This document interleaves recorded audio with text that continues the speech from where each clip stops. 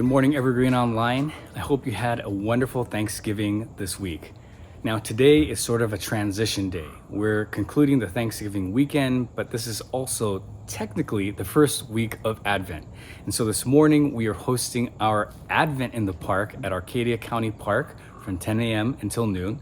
And we'd love it if you could come out and join us for a casual time of connection over a delicious breakfast burrito meal. Just bring your own chair and your own drink to enjoy. And if you didn't RSVP for food, that's okay. We should still have some extras for you, first come, first serve, or you can just bring your own food and join in the fun. Now, I know for most of us, it's difficult to jump into Advent when we're still digesting turkey in our bellies and trying to squeeze in the last bit of Black Friday and Cyber Monday shopping this weekend. So we'll be starting our Advent sermon series next week, actually, when we'll be back on campus or on Zoom for service. Today, I'll offer some final thoughts on our Becoming Homemakers journey. But first, I want to give you a few important announcements that you'll want to take note of as December begins. Now, next week on December 3rd, we'll be hosting 2 resource plan town halls to present next year's budget. Our finance committee and staff will be present to answer questions, and we encourage you to use this opportunity to review the plan before the resource plan meeting that happens the following week. Now, this resource plan that we're proposing is especially important this year because, first of all, we continue to carry a significant deficit going into the end of the year. Second of all, we plan to change the church fiscal year starting in 2024. Third, we are intentionally proposing a deficit plan for next year as well. And we want to get this information to you before we get to the actual voting meeting. Now, these town halls are open to everyone and will be hybrid in MC 101 on campus and on Zoom at 8:30 before service and 11:30 after service. Now, the following week on December 10th, we'll be having the actual resource plan meeting where at noon after service, we'll be voting for the resource plan. Now, although voting is limited to members, we highly encourage all active givers to join the meeting as we review and affirm the budget for next year. If you are an active giver, we want you to be fully informed of how your giving impacts our church. If you are also a member, we need you and your commitment and partnership to help make this resource plan successful. Light refreshments will be provided and you can RSVP on my weekly email to ensure there's enough food. Please plan on attending the meeting. Now, as the Advent season starts, please take note of some of our special holiday services this year. Christmas Sunday this year also falls on Christmas Eve, December 24th. And so our Christmas Sunday service will be held on the morning of December 24th at 10 a.m. on campus. We hope you and your loved ones will join us for the celebration of Christ's birth. Since we'll already be having our morning service, our Christmas Eve candle lighting service will be online only this year on Zoom. So if you're available, we invite you to bring a candle and join us for a time of scripture reading, worship, and reflection at 7:30 p.m. on December 24th. Lastly, we will have no in-person New Year's Eve services this year. Instead, join us on YouTube for our online devotional. Now, I know the holidays can be a busy time, so I hope this notice can help you attend all of our special services this year because it's going to be a wonderful season together. And now I invite you to take a moment and focus your heart as we enter the time of worship.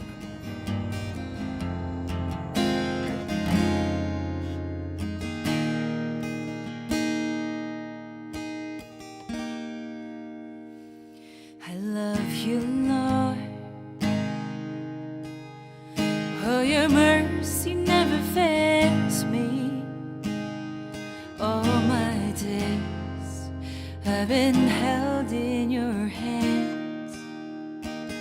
From the moment that I wake up until I lay my head, oh, I will sing of the goodness of God. Sing that again. I love you, Lord. Oh, your mercy never fails me. All my days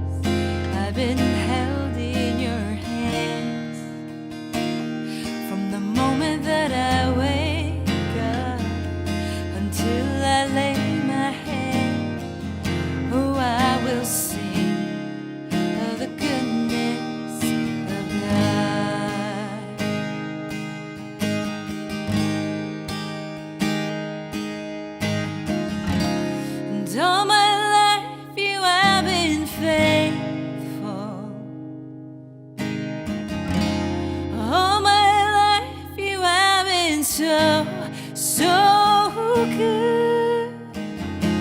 With every breath that I am able, oh, I will sing of the goodness of God.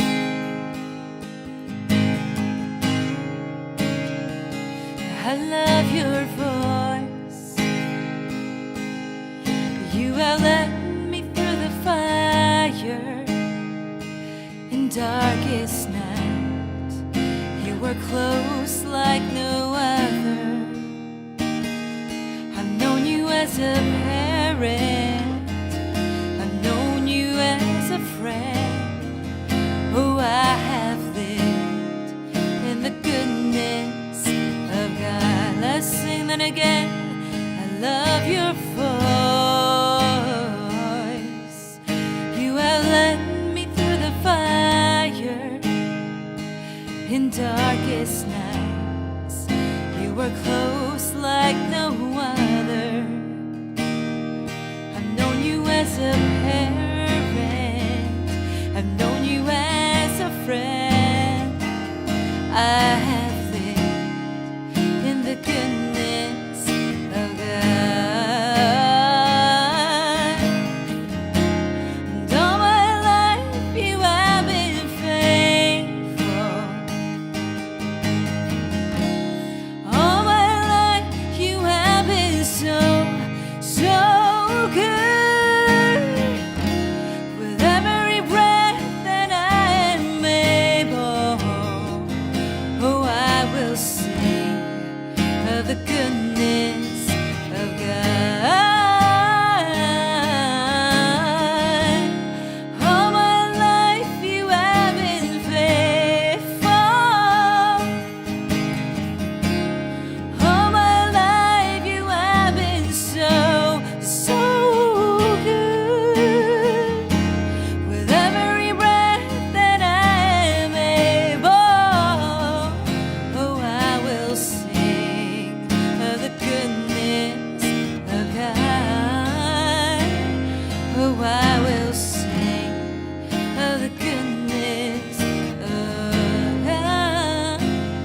Oh, I'm gonna sing of the goodness of God.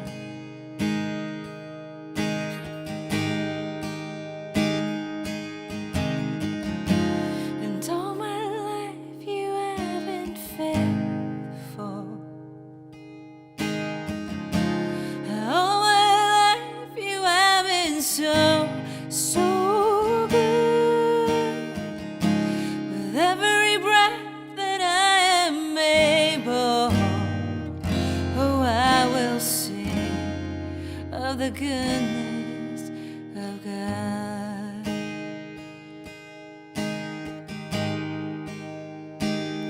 I love you, Lord. Oh, your mercy never fails me. All my days I've been held in your hands. From the moment that I wake up until I lay my head, oh, I will sing of the goodness of God.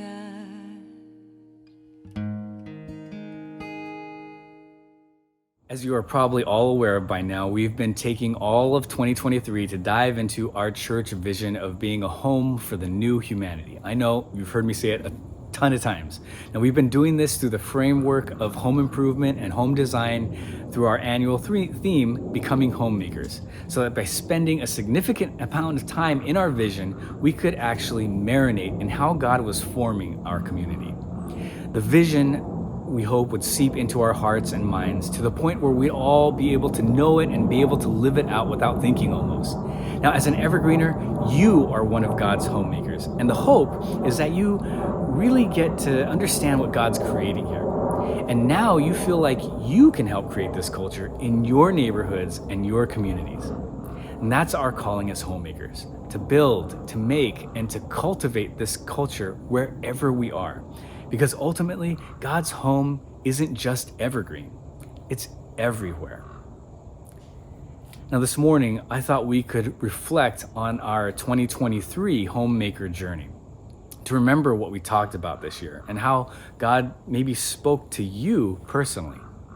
What sermon series or activities that we had resonated with you? How did God shape your understanding of his home? Let's take a moment and remember this journey.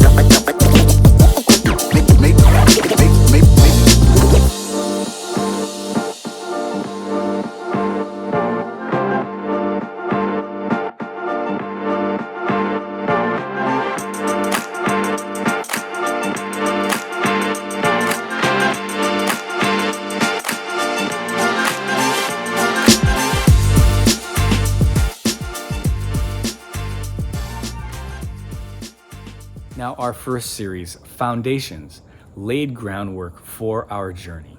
We took a few weeks to consider God's role as homemaker. There are a lot of different ways we can see God doing this throughout the Bible, and so we chose 3 roles of God that were relevant to us: architect, host, and caregiver. And so as we reflect on this, how have you seen God building, inviting, and caring this year?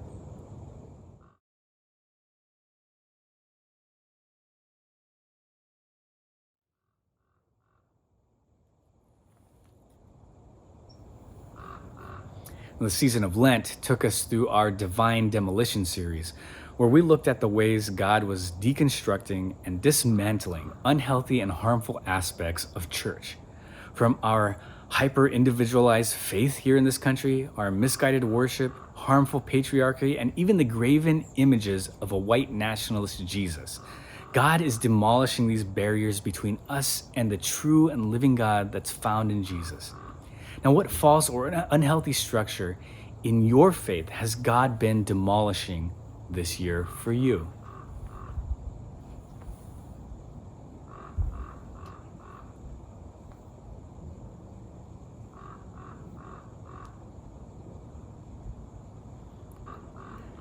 After Easter, we thought about our location. Just as where we live is an important consideration for our residents in our neighborhoods, it's important in the life of our church home as well. We talked about 3 categories of location: our community, our country, and creation. God has placed us in particular neighborhoods, in this particular country, and on this planet. And so as we think about this journey, how has God cultivated a connection in your neighborhood, in your country, or in creation for you this year?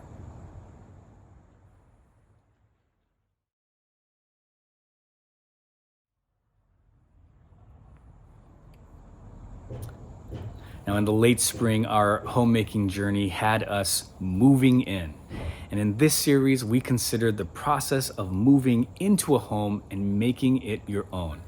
And just as a home helps us to form our own identity, and eventually the home begins to reflect us, God's home is a place where we can discover and form our identity as well.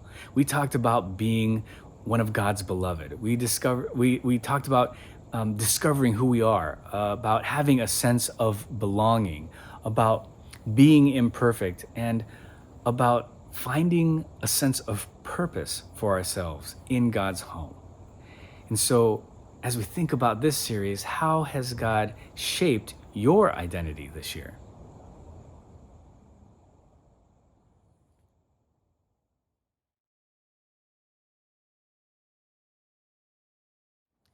Now, as we moved into the summer, we took inventory of our furnishings. Now, in a typical home, our furniture provides structure and organization to the house. Now, the way we practice our faith also has structure and organization through the practices and rhythms that we use. Other churches might talk about this in terms of discipleship through such practices as daily quiet times or morning prayer, maybe accountability partners. But for us, we looked at sort of broader rhythms that have been emerging at Evergreen as our common practices of faith.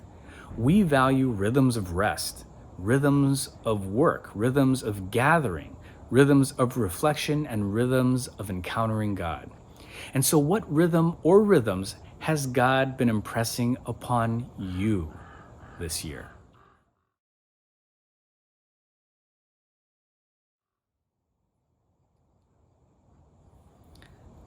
Now, during our August online services, we had a fun little series called On Vacation, where our staff shared how we all encounter God when we're away from home. Now, while some might value finding maybe a different congregation to worship with while you're on vacation, we talked about various ways in which we commune with God outside of church. And so, how do you connect with God when you're on vacation? Are there any new ways that maybe you've discovered this year?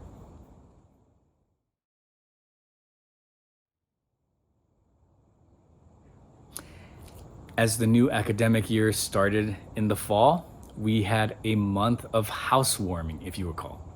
A time of welcome and celebration where our congregation was so blessed to witness a lot of new members and baptisms in our church family. I'm so thankful for these commitments to God and to the church, but I was also excited to see so many people enter into our home group ministry as well. We talked about the ancient ritual of housewarming, where fires would be lit to ward off evil spirits in a new home.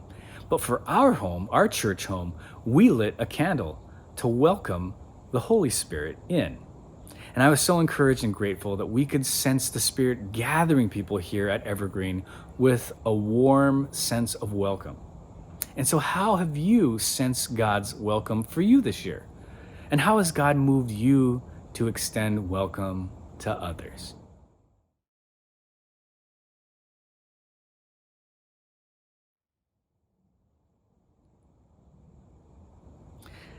Now, in October, we dove into our series House Lights, where we looked at the relationships within the home as the primary lights within the house. As our journey took us through the book of Ephesians this year, this was the culmination of Paul's epistle, where our faith works itself out in typical relationships of life. We explored Paul's controversial household codes in Ephesians 5 and 6 in the categories of adult peer relationships through the lens of husbands and wives, generational relationships through the lens of parent and child, and work relationships through the lens of masters and slaves. And so, as you think about that series, how did this series speak to you? And was there any particular text that was surprising or impactful in the way that you see your relationships?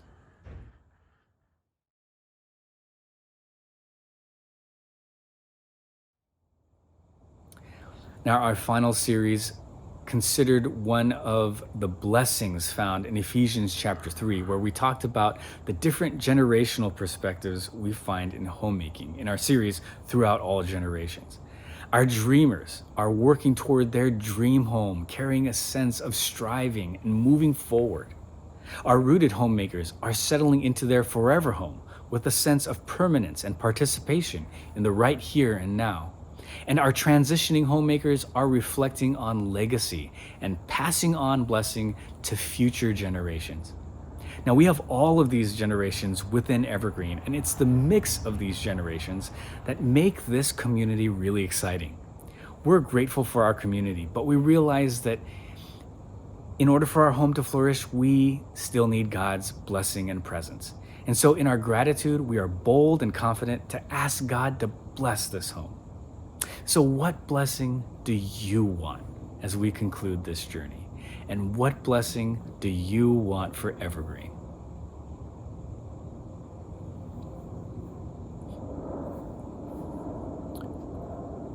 What a meaningful year.